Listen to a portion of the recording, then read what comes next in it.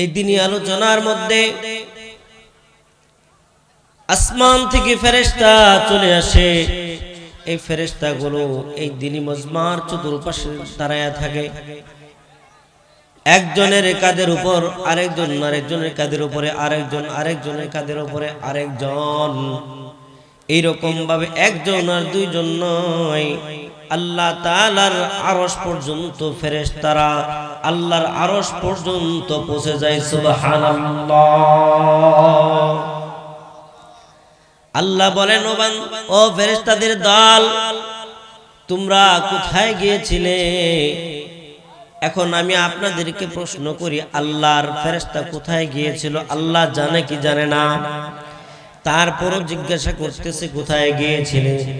ফেরেশতাদের দল বলে, ওগো মালিক, ওগো আল্লাহ, দরগার চালা বাইতুল আহসান জামে মসজিদের উদ্যোগে যে ইসলামী মহাসম্মেলন হয়, ওই জায়গার মধ্যে তোমার কিছু বান্দাগুলো বসে বসে তোমার নামের জিকির করতেছে। আল্লাহ বলেন, ও ফেরেশতাদের দল, যে বান্দাগুলো আমাকে না দেখে আমাকে আমার নামের জিকির করতেছে, তারা কেন করতেছে? তারা জাহান্নামকে ভয় পায় আর জান্নাতের মধ্যে প্রবেশ করতে চায়। আল্লাহ বলেন, ফেরেশতাদের দল, তারা কি জান্নাত দেখছে নাকি? যে না না না। তারা কি জাহান্নাম দেখছে নাকি? বলে যে না। তারপরে তারা কেন আশা করে? যে তারা বয়ানে শুনেছে, কিতাবে পড়েছে, তোমার আসমানি কিতাব সমূহের মধ্যে সবচেয়ে বড় যে কিতাব, সেই কিতাবের মধ্যে তারা পড়েছে জান্নাতের মধ্যে অনেক শান্তি, অনেক শান্তি, আর জাহান্নামের মধ্যে অনেক আযাব, যে আযাব তারা কোনোদিন তারা সহ্য করতে পারবে না। এই জন্য তারা জান্নাতে যেতে চায়। এই জন্য তোমার ভয়ে তাড়াতাড়ি তোমার সামিয়ানার নিচে বসে গেছে। সুবহানাল্লাহ। এই যুবক ভাই, বৃদ্ধ বাবাজিরা, এখনো যারা ঘরের মধ্যে বসে আছো, এখনো যারা তোমরা দোকানপাটের মধ্যে বসে আছো, তোমাদের জন্য কিন্তু আমার মালিক, আমার আল্লাহ ঘোষণা দেয় নাই যে তোমরা বাজারের মধ্যে বসে থাকলে তোমরা জান্নাতে যাইবা, তোমরা ঘরের মধ্যে বসে থাকলে তোমরা জান্নাতে যাইবা, এমন কথা বলে নাই। বলা হয়েছে যেখানে দিনই মজবা হবে, ওই মজবার মধ্যে যারাই বসবে, এই মজবার মধ্যে বসে থেকেও যদি কেউ মারা যায়, এই মানুষটা হুকুমি শহীদের মর্যাদা পাবে। আল্লাহর নবীর সাহাবী বলেন, ওগো নবীজি, এই যে লোকটাকে দেখলাম, এই লোকটা তো এই মজবার উদ্দেশ্যে আসে নাই, এই লোকটার হাতের মধ্যে ব্যাগ আছে, সে বাজার করতে এসেছে, এখানে বসে গেছে, তার জন্য কি এমন সওয়াব নাকি? আল্লাহর নবী বলেন, হ্যাঁ হ্যাঁ, এই যেই লোকটা যেই অবস্থায় বসুক না কেন, এই মজবার মধ্যে বসলে আল্লাহ তাকে জান্নাতি মেহমান হিসেবে ঘোষণা করে দিবে। সুবহানাল্লাহ। আমার আল্লাহ কত দয়ার আল্লাহ, কত মায়ার আল্লাহ। আমার আল্লাহর মতো এত দয়াবান আল্লাহ কেউ নাই দুনিয়ার মধ্যে। দেখবেন একজন খুব দয়া করে, খুব মায়া করে, পুলিশের হাত থেকেও সে বাঁচাইতে পারে, কিন্তু যখন মহা মুসিবতে পড়ে যায় তখন সে আস্তে করে কেটে যায়। আল্লাহ বলেন, হে বান্দা, তোমার শক্তি যেখানে শেষ, ওই জায়গা থেকে আমি মাওলা পাকের শক্তি সেখান থেকে শুরু। তাহলে আমরা জান্নাতে ছিলাম, এখনো আমরা জান্নাতে বসে আছি। আল্লাহর কাছে দোয়া করি, আল্লাহ তাআলা যেন মৃত্যুর সাথে সাথে আমাদেরকে জান্নাত দান করেন। আল্লাহর নবী সাল্লাল্লাহু আলাইহি ওয়াসাল্লাম সাহাবীদেরকে নিয়ে ওয়াজ করতেছেন। সাহাবীদেরকে বলতেছেন, নো সাহাবী, এমন একটা সময় আসবে, এমন একটা সময় আসবে, যেই সময়টার মধ্যে আল্লাহ তাআলার আরশের ছায়াতলে 7 শ্রেণীর মানুষকে আল্লাহ তাআলা জায়গা করে দিবে। ওই সময়টা কখন? আল্লাহর নবী সাল্লাল্লাহু আলাইহি ওয়াসাল্লাম বলেন, ওই সময়টা কিয়ামতের দিন, যেই দিন নাকি এখন আমাদের সূর্যটা কতটুকু উপরে আছে আমরা কেউ বলতে পারি না, কেউ হিসাব করতে পারি না। আমরা যদি আসমানটাকে ধরতে যাই এই জায়গা থেকে, আমরা যদি চেষ্টা করি মনে হয় যে সামনেই মনে আসমানটা পড়ে গেছে, কিন্তু আমরা সামনে গেলে লাগে আর একটু সামনে মনে পড়ে গেছে। এইরকম ভাবে আমরা কোনো হিসাব আমরা এখনো পর্যন্ত গ্রহণ করতে পারি নাই। কিন্তু বৈজ্ঞানিকরা একটা হিসাব বের করেছে। বৈজ্ঞানিকরা বলেন আসমানটা এই জমিন থেকে আসমান পর্যন্ত দূরত্ব হইল 9,30,00,000 মাইল দূরত্ব। কতটুকু? 9,30,00,000 মাইল দূর। এতটুকু দূর। এ যুবক ভাই, ও বৃদ্ধ বাবাজিরা গো, ভালো করে কথাগুলো শুনে নাও। ওই 9,30,00,000 মাইল দূর থেকে যখন মাওলা আমার উপর তোমার উপর যখন মাওলার সূর্যের তাপটা নিক্ষেপ করে দেয়, বলো তো দেখি গরমের দিন এই তাপ সহ্য করার মতো ক্ষমতা আমাদের আছে নাকি? না না না, দিনের বেলা গরম হয়, দিনের বেলা প্রচুর গরম। এই গরম থেকে শান্তি পাওয়ার জন্য ঘরের ভিতরে যায়, যাইয়া ফ্যান ছাড়ে, ফ্যানের বাতাসও লাগে গরম। রাত্র হয়ে যায় অন্ধকার, কিছুই দেখা যায় না, কিছু দেখা যায় না। কিন্তু ঘরের ভিতরে গেলে রাত্রে বেলায় অন্ধকারের মধ্যেও, এই ঠান্ডা পরিবেশের মধ্যেও গরম। এই গরম কে দেয়? জোরে কথা বলেন, কে দেয়?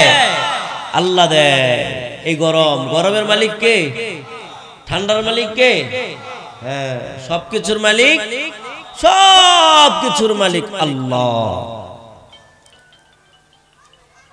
আল্লাহ পাক রব্বুল আলামিন এই 9,30,00,000 মাইল দূরের থেকে সূর্যের তাপ দেয়, আর এই তাপগুলো আমি আর আপনি সহ্য করতে পারি না। যখন কিয়ামত ঘটিত হয়ে যাবে, তখন আমার আপনার উপর অর্ধ হাত উপরে সূর্যটা টেনে নিয়ে আসবে আল্লাহ। এক হাত নয়, দুই হাত নয়, অর্ধ হাত উপরে, আমার মাথার উপরে অর্ধ হাত উপরে সূর্যটা আল্লাহ পাক রব্বুল আলামিন উঠায় দিবে। তখন কি অবস্থা হবে, কি অবস্থা হবে বলতে পারেন? এই যুবক ভাইরা, এই বেনামাজি ভাইরা, ও বেনামাজি বাবারা, ও বেনামাজি মা বোনেরা গো, তুমি কি একবার চিন্তা করে দেখেছ এই অর্ধ হাত সূর্যের গরম তুমি কি সহ্য করতে পারবা কিনা? কি নিয়ে এত বাহাদুরি, কি নিয়ে এত বড়াই, কি নিয়ে এত অহংকার, কি নিয়ে এত দিমাগ দেখাই, কি নিয়ে তো অহংকার দেখায়? আল্লাহ রব্বুল আলামিন তার হাবিবের মাধ্যমে জানায় দিলেন, অর্ধ হাত উপরে যখন নাকি মানুষের উপরে সূর্যটা চলে আসবে, তখন মানুষগুলো বলবে আল্লাহ, ও আল্লাহ, আর ওয়েটিং ভালো লাগে না, আর আমাদের দেরি সহ্য হচ্ছে না, হয়তো আমাকে জান্নাত দিয়ে দাও, নয়তো আমাদেরকে জাহান্নামে দিয়ে দাও।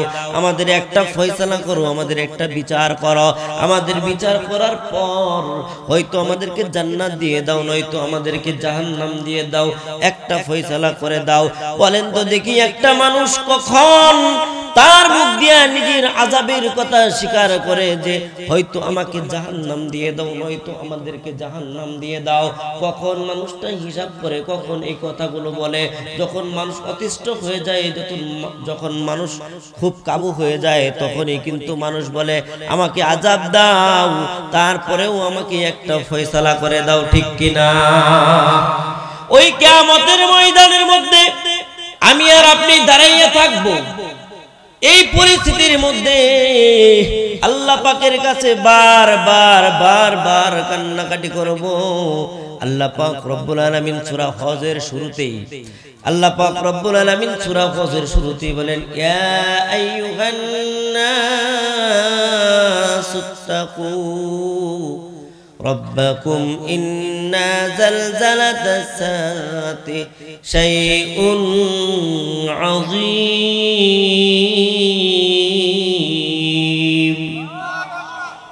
আল্লাহ পাক রব্বুল আলামিন সূরা হজের শুরুতেই বলেন, হে মানুষ সকল তোমরা আল্লাহকে ভয় করো। কাকে ভয় করব? এই জুড়ে কথা বলেন, কাকে ভয় করব? আমরা আল্লাহকে ভয় করব। আল্লাহকে ভয় করলে একটা মানুষ যখন একটা মানুষকে ভয় করে তখন ওই মানুষটা বলে যে সে আমাকে ভয় পাইছে, সুতরাং তাকে মারামারি দরকার নাই, তাকে বেশি আযাব দেওয়ার দরকার নাই, কারণ যে এমনিতেই ভয় পায় তাকে আর শাস্তি দেওয়ার কোনো প্রয়োজন হয় না। ঠিক কিনা? আল্লাহ বলেন, ইয়া আইয়ুহান নাসু ইত্তাকু রাব্বাকুম ইন্না যালজালাতাস সাআতি শাইউন আযীম। এই মানুষ সকল তোমরা আমাকে ভয় করো, আল্লাহকে ভয় করো। আমরা নামাজ পড়ি কাকে, কার জন্য পড়ি? আল্লাহকে খুশি করার জন্য পড়ি। আমরা ইবাদত করি, হজ করি, যাকাত দেই কাকে খুশি করার জন্য? আল্লাহকে খুশি করার জন্য। আল্লাহ পাক রব্বুল আলামিন বলেন, এই মানুষগুলো এমন একটা বিকট আওয়াজ পাবে, এমন একটা বিকট আওয়াজ পাবে, এই আওয়াজের কারণে একটা দুধ ধারণকারী একটা বাচ্চা সে দুধ খাবে, তার মা তাকে দুধ খাওয়ানোর কথা বলে যাবে। গর্ভবতী মা সন্তান কখন প্রসব হবে সে বলতে পারবে না। মানুষগুলো মাতালের মতো ঘুরবে, মাতালের মতো চলবে, মাতালের মতো ঘুরবে, মাতালের মতো চলবে। এই মানুষগুলোকে মনে হবে যে এরা মনে হয় নেশা করে আসছে, কিন্তু আসলে ওরা নেশা করে নাই, নেশা করে নাই।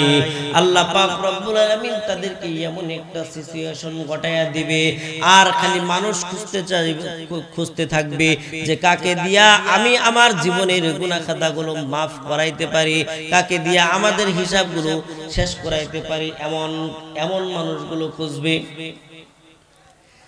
দুনিয়ার মানুষ যখন বিপদে পড়ে যায় তখন মেম্বার চেয়ারম্যানের কাছে যায়, মেম্বারকে বলেন, ও মেম্বার সাহেব, আমি অমুক একটা সমস্যার মধ্যে পড়েছি, আমাকে আপনি এই সমস্যা থেকে হেফাজত করেন। মেম্বার বলে যে এটা আমার দ্বারা সম্ভব না। মেম্বার বলে চেয়ারম্যানের কাছে যাও। চেয়ারম্যান একটু জিকির করি, লা ইলাহা, বয়ানে আছি, বয়ানে আছি, হ্যাঁ 11-12 বাজে। লা ইলাহা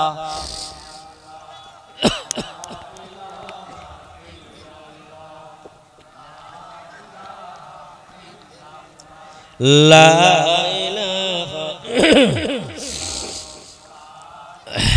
সবাই জুড়ে লা ইলাহা ইল্লাল্লাহ, লা ইলাহা ইল্লাল্লাহ, লা ইলাহা ইল্লাল্লাহ, লা ইলাহা ইল্লাল্লাহ, লা ইলাহা ইল্লাল্লাহ, লা ইলাহা ইল্লাল্লাহ, লা ইলাহা ইল্লাল্লাহ, লা ইলাহা ইল্লাল্লাহ, লা ইলাহা ইল্লাল্লাহ, লা ইলাহা,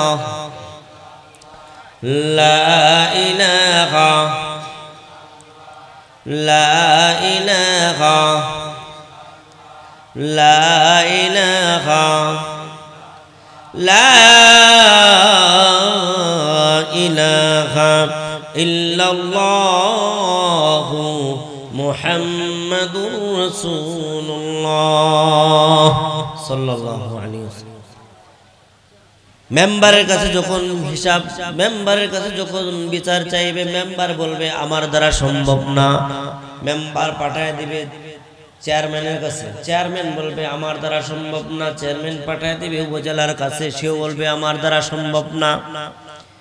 এমপি মহোদয়, সচিব মহোদয়, এরকম ভাবে যাইতে যাইতে যখন আমাদের দুনিয়ার সিস্টেম যখন এরকম হয়, আল্লাহ পাক রব্বুল আলামিন কাল কিয়ামতের দিন আমাদের হিসাব গ্রহণ করার জন্য মানুষগুলো এরকম দৌড় পড়বে, এক নবীর কাছ থেকে আরেক নবী, আরেক নবীর কাছ থেকে আরেক নবী, সমস্ত মানুষগুলো মিলিয়া হযরতে আদম আলাইহিস সালাতু ওয়াস সালামের কাছে যাবে। আদম আলাইহিস সালাতু ওয়াস সালামের কাছে যে বলবে, ওগো আদম পিতা, আমরা খুব মুসিবতের মধ্যে পড়ে গেছি, আমরা খুব বড় মুসিবতের মধ্যে পড়েছি। ওগো পিতা, আমাদেরকে এই সমস্যা থেকে আপনি আমাদেরকে হেফাজত করতে পারেন, আমাদেরকে বাঁচাইতে পারেন। আল্লাহকে বলে দেন, আল্লাহ যেন আমাদের হিসাবটা গ্রহণ করে নেয়। আদম আলাইহিস সালাম বলেন যে না, আমার দ্বারা সম্ভব না, আমি পারবো না, আমি আল্লাহর কাছে তোমাদের ব্যাপারে সুপারিশ করতে পারবো না। কেন পারবেন না গো পিতা, কেন পারবেন না? আদম আলাইহিস সালাম বলেন যে আমিও অপরাধী। কেমন অপরাধী? যে আমাকে আল্লাহ পাক রব্বুল আলামিন জান্নাতের মধ্যে রাখছিলেন আর বলেছিলেন, হে আদম, তোমাকে আমি এই জান্নাত দান করলাম, এই জান্নাতের মধ্যে তুমি খাবা, ঘোরাফেরা করবা, যা মন চায় তা করবা, কিন্তু এই জান্নাতের কোণার মধ্যে যে গন্ধম ফল আছে, এই ফলের ধারে কাছেও যাবা না। কিন্তু আমি এই গন্ধম ফল খাওয়ার পরে একদিন আর 2 দিন নয়, 300 মাস পর্যন্ত ক্রন্দন করেছি। কয় শত মাস? 300 মাস পর্যন্ত আমি ক্রন্দন করেছি, একবার আর 2 বার নয়, 33 বার আমি বাইতুল্লাহ তওয়াফ করেছি। আল্লাহ আমাকে মাফ করে দিয়েছেন, তারপরেও আমি তোমাদের ব্যাপারে সুপারিশ করার মতো ক্ষমতা রাখি না। আমার মনটার মধ্যে খুব দুর্বল, আমাকে আল্লাহ হুকুম করেছে, আমি আল্লাহর হুকুম মানতে পারি নাই, এই জন্য মনের মধ্যে খুব অশান্তি, আমি আল্লাহর সামনে দাঁড়াইতে পারবো না।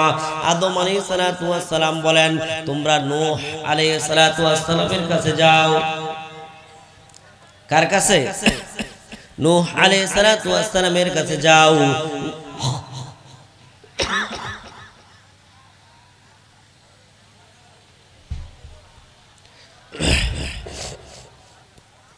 নূহ আলাইহিস সালাম বলবে যে না, আমিও পারবো না, কারণ আমার সন্তানের ব্যাপারে আমি অভিশাপ করেছিলাম। সন্তান আল্লাহ পাক রব্বুল আলামিন বলেছিলেন, হে নূহ, এমন অভিশাপ করো না, সন্তানের ব্যাপারে এমন অভিশাপ করো না যে অভিশাপের কারণে তোমার নবুয়ত্ব কেটে যায়। সুতরাং আমিও অপরাধী। আদম আলাইহিস সালাম বলেন, আমি অপরাধী। নূহ আলাইহিস সালাম বলেন, আমি অপরাধী। নূহ আলাইহিস সালাম পাঠায় দিলেন ইব্রাহিম নবীর কাছে। ইব্রাহিম আলাইহিস সালাম বলেন, আমিও অপরাধী, আমি অপরাধ করেছি 3টা। কয়টা? নবীদের কোনো অপরাধ থাকতে পারে না, নবীরা হলো নিষ্পাপ, নবীরা হলো মাসুম, কিন্তু তাদের ভুল যে হয়েছিল, এই ভুলের জন্য আল্লাহর কাছে তওবা করেছে, আল্লাহ মাফ করে দিয়েছে, কিন্তু তারপরেও তাদের মনের মধ্যে কোনো শক্তি রাখতেছে না। এই যুবক ভাইরা, বৃদ্ধ বাবাজিরা, কথাগুলো ভালো করে শুনে নেন। আমার আপনার ইমানের আর আমলের হালাত কি? আমার আর আপনার ইমানের হালাত কি নিয়ে এত কিছু করতেছি? একবার চিন্তা ভাবনা করেন, এই মানুষগুলো এমনিতেই নবীদের পিছনে পিছনে দৌড়ায় নাই। যখন মাথার অর্ধ হাত উপরে সূর্যটা চলে আসছে, আল্লাহর আযাব যখন তার শরীরের মধ্যে চলে আসছে, তখন সমস্ত মানুষগুলো পাগল হয়ে গেছে। পাগল কার কাছে যাবে? কার কাছে যে আল্লাহ তাআলার দরবারে সুপারিশ করবে, আল্লাহ হয়তো আমাদেরকে একটা ফয়সালা করে জান্নাত দিয়ে দাও, নয়তো আমাদেরকে জাহান্নাম দিয়ে দাও। এই ফয়সালার জন্য নবীদের পিছনে পিছনে দৌড়াইতেছে। ইব্রাহিম আলাইহিস সালাম বলেন, আমি তিনটা অপরাধী। 1 নাম্বার অপরাধ, আমার বংশীয় লোক যখন মূর্তি পূজা করত, তখন আমাকে বলতো যে চলো আমাদের সাথে তুমি মূর্তি পূজা করবা। তখন আমি বলেছিলাম আনা মাসির, আমি অসুস্থ, কিন্তু আমি তো আসলে অসুস্থ, আমার ফ্যামিলিকে আমি আল্লাহর দ্বীনের প্রতি আনতে পারি নাই, এই জন্য আমি অসুস্থ। 2 নাম্বার, হযরতে ইব্রাহিম আলাইহিস সালাতু ওয়াস সালাম তার বিবি সারাকে নিয়ে যখন মিশর যাইতেছিলেন, তখন মিশর যাওয়ার সময় ওই মিশরের বাচ্চার একটা নিয়ম ছিল যে এই রাস্তা দিয়ে যদি কোনো সুন্দরী মেয়ে যায় তাহলে তাকে নিয়ে আসবা আমার খানকার মধ্যে। যদি তার সাথে তার স্বামী যদি থাকে তাহলে তাকে হত্যা করে ফেলবা, আর যদি তার বাপ অথবা ভাই থাকে তাহলে তাদেরকে অন্য জায়গায় সরায় রাখবা। মিশরের বাচ্চার সিপাহীগুলো রাস্তার মধ্যে দাঁড়াইয়া যখন দেখলেন ইব্রাহিম নবী আর বিবি সারা রাস্তা দিয়ে যাইতেছেন, তখন জিজ্ঞাসা করলেন আপনারা কি হন, পরস্পরে আপনাদের কি সম্পর্ক? ইব্রাহিম আলাইহিস সালাতু ওয়াস সালাম বলেন আমরা ভাই বোন। কি বলছে? আমরা ভাই বোন, কিন্তু তারা তো স্বামী স্ত্রী। এটা আল্লাহ রাসূল সাল্লাল্লাহু আলাইহি ওয়াসাল্লাম বলেন আল মুসলিমু আখুল মুসলিম, সমস্ত মুসলমান ভাই বোন, ভাই ভাই, সেই সূত্রে বলেছে। 3 নাম্বার অপরাধ হলো ইব্রাহিম আলাইহিস সালাতু ওয়াস সালাম তিনি বলতেছেন 3 নাম্বার অপরাধ হলো আমি সব মূর্তিগুলোকে ভেঙে বড় মূর্তির কাদের মধ্যে আমি কুড়ালটা বাজায় রাখছিলাম। আমার গোত্রের লোকগুলো বলতেছে কি আমাদের এই মূর্তিগুলোকে, আমাদের প্রভুগুলোকে কে মারলো? তখন আমি বলেছিলাম যে মারছে তার কাদের মধ্যে তো কুড়ালটা দেওয়াই আছে, তাকে জিজ্ঞাসা করো। তখন বলে যে তারা তো কথা বলতে পারে না, তারা তো নড়াচড়া করতে পারে না। যে জিনিসটা নড়াচড়া করতে পারে না, কথা বলতে পারে না, তাহলে এমন জিনিসের ইবাদত তোমরা কেন করো? তাহলে ইব্রাহিম নবী বলতেছেন তিনি 3টা গুনাহ করেছেন। 1 নাম্বার হলো তার গোষ্ঠীর লোকে বলেছিল তাকে মূর্তি পূজা করার জন্য, সে বলেছিল সে অসুস্থ। 2 নাম্বার তার বিবিকে বলেছিল যে এটা আমার বোন। 3 নাম্বার যখন মূর্তিগুলোকে মেরেছিল, মেরে যখন বড়টার উপর রাখছিল, তখন বলে তাকে জিজ্ঞাসা করো। ইব্রাহিম আলাইহিস সালাতু ওয়াস সালাম বলেন আমি অপরাধী,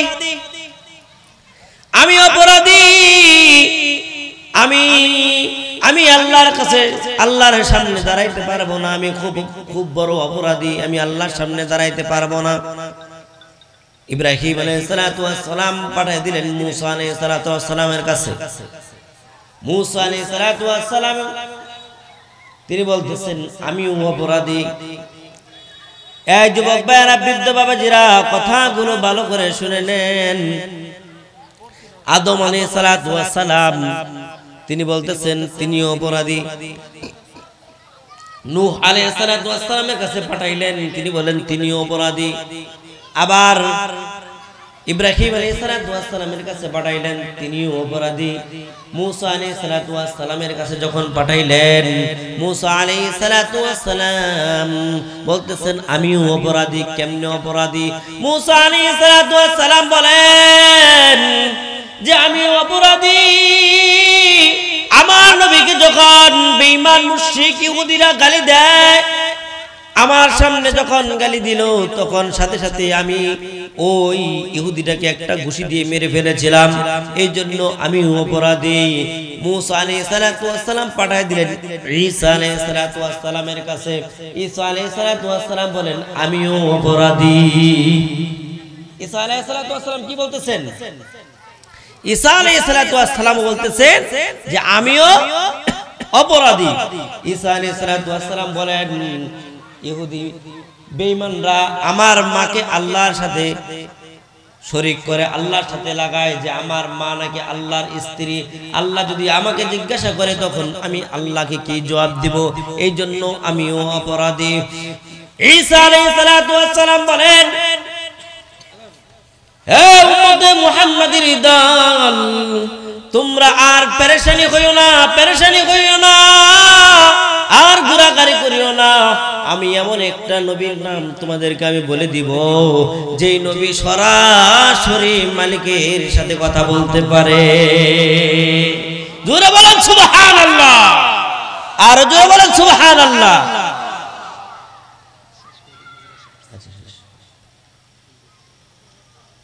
ঈসা আলাইহিস সালাতু ওয়াস সালাম বলেন, আমি এমন একজন নবীর কথা বলে দিব, যেই নবীটা সরাসরি আল্লাহ তাআলার সাথে কথা বলতে পারে। ঈসা আলাইহিস সালাতু ওয়াস সালাম বলেন, যাও যাও, এমন একজন নবীর কাছে তোমরা চলে যাও, যেই নবী সরাসরি আল্লাহ তাআলার সাথে কথা বলতে পারে। ওই নবী হলো মদিনার কান্ডারি নবী, ওই নবী হলো উম্মতের কান্ডারি নবী, দরুদি নবী, নবীদের নবী জনাব মুহাম্মাদুর রাসূলুল্লাহ সাল্লাল্লাহু আলাইহি ওয়াসাল্লামের কাছে চলে যাও। আল্লাহর নবীর কাছে যাবে। আল্লাহর নবীর কাছে যাওয়ার পর আমার নবী, আপনার নবী আমাকে আপনাকে দেখে কেঁদে ফেলবেন। নবী কাঁদিয়া কাঁদিয়া বলবেন, এ উম্মতের দল, কেন আসলি রে তোরা, কেন আসলি? নবী উম্মতদেরকে বলবে, উম্মত বলবে, ওগো আখিরি নবী, দুনিয়াতে তোমাকে দেখতে পারলাম না, কিন্তু আজকে দেখার সুযোগ হয়েছে। আমাদেরকে তুমি এমন একটা সুপারিশ করে দাও যেন আল্লাহ আমাদেরকে হয়তো জান্নাত দিয়ে দেয়, নয়তো জাহান্নাম দিয়ে দেয়। আল্লাহ নবী সাল্লাল্লাহু আলাইহি ওয়াসাল্লাম কান্না করা শুরু করলেন। আল্লাহ নবীর জন্য এরকম চেয়ার ফেলায় রাখলেন, সমস্ত চেয়ারের মধ্যে নবীরা বসে আছে, শুধু একটা চেয়ারের মধ্যে বসে না। আল্লাহ ডাক দিয়ে বললেন, হে জিবরাইল, আমার নবী কেন চেয়ারের মধ্যে বসে না? জিবরাইল আমিন আল্লাহর নবীকে বললেন, ওগো নবীজি, আপনি কেন চেয়ারের মধ্যে বসেন না? আল্লাহর নবী বলেন, আমি যদি চেয়ারের মধ্যে বসি তাহলে আমাকে আল্লাহ পাক রব্বুল আলামিন জান্নাতে পাঠায়া দিবে। আমি যদি জান্নাতে চলে যাই তাহলে আমার উম্মতে মুহাম্মাদের কি হবে? আমার উম্মতের কি হবে? এ যুবক, এ যুবক, তুমি এখনো নবীর প্রেমে আশিক হইতে পারো নাই রে যুবক। তুমি আজকে মাহফিলের মধ্যে এসেও শরীক হইতে পারলা না রে যুবক। হে বৃদ্ধ বাবাজিরা, এখনো নামাজের সময় হয় নাই, এখনো তুমি নামাজ পড়তে পারো না। তোমাকে কোন জিনিসে গাফেল করে রাখছে রে বৃদ্ধ বাবাজি? এই যুবক, তোমাকে কোন জিনিসে নামাজ থেকে ফারেক করে রাখছে? তুমি আজকে থেকে তওবা করো। সব জিনিস একদিকে, আমার মাওলা পাকের জিকির একদিকে। আমার নবী সেজদার মধ্যে পড়ে যায়, সেজদার মধ্যে পড়ে আমার নবী কান্না করে, কান্না করে, আমার নবী কান্না করে। আল্লাহ বলেন, হে জিবরাইল, আমার হাবিবকে বলো আর যেন কান্না করে না। আমার নবীর কান্না আমার সহ্য হয় না, আমার নবীর কান্না আমার সহ্য হয় না। আল্লাহর নবী সাল্লাল্লাহু আলাইহি ওয়াসাল্লাম কান্না করে। জিবরাইল আমিনকে পাঠাইলেন, কান্না থামায় না, কান্না থামায় না। আল্লাহ বলেন, কেন কান্না করে? আল্লাহর নবী বলেন, আমার উম্মতের জন্য একটা ফয়সালা যতক্ষণ পর্যন্ত না হবে ততক্ষণ পর্যন্ত আমি আমার এই সেজদা থেকে আমি উঠব না। সুবহানাল্লাহ। আমার জন্য, আপনার জন্য নবী এত কান্না করে, সেই নবীকে ভালোবাসা দেওয়ার দরকার আছে না নাই? এই জোরে জোরে কথা বলেন, সেই নবীকে ভালোবাসার দরকার আছে না নাই? সেই নবীকে আমরা সবাই ভালোবাসবো তো ইনশাআল্লাহ। আজকে থেকে আমরা এক ওয়াক্ত নামাজ কাজা করব না ইনশাআল্লাহ। আজকে থেকে আমরা এক ওয়াক্ত নামাজ কাজা করব না ইনশাআল্লাহ। আমরা সকলে 5 ওয়াক্ত নামাজ পড়ব ইনশাআল্লাহ। আমরা যাদের দাড়ি নাই সকলে দাড়ি রাখার নিয়ত করব ইনশাআল্লাহ। আল্লাহ পাক রব্বুল আলামিন আমাদের সবাইকে তৌফিক দান করুক, সকলে বলেন আমিন। 7 শ্রেণীর মানুষকে আল্লাহ পাক রব্বুল আলামিন এই ভয়াবহ দিনে আল্লাহ তাআলার শান্তি, এসিদায়ক, আরামদায়ক শান্তির জায়গা আরশের ছায়াতলে ছায়া দান করবে। এই দিনের পরে আল্লাহ পাক রব্বুল আলামিন আমাদেরকে বাছাইয়া বাছাইয়া ধরে ধরে আল্লাহ তাআলার আরশের ছায়াতলে ছায়া দান করবে। এই 7 শ্রেণীর মানুষ কারা এখন বলার আর সময় নাই। হযরত জি চলে আসছেন, মুফতি সাইফুল্লাহ সাহেব, ফয়জুল্লাহ সাহেব, উনি চলে আসছেন। এখন উনি আরো খুব সুন্দর করে আলোচনা করবেন।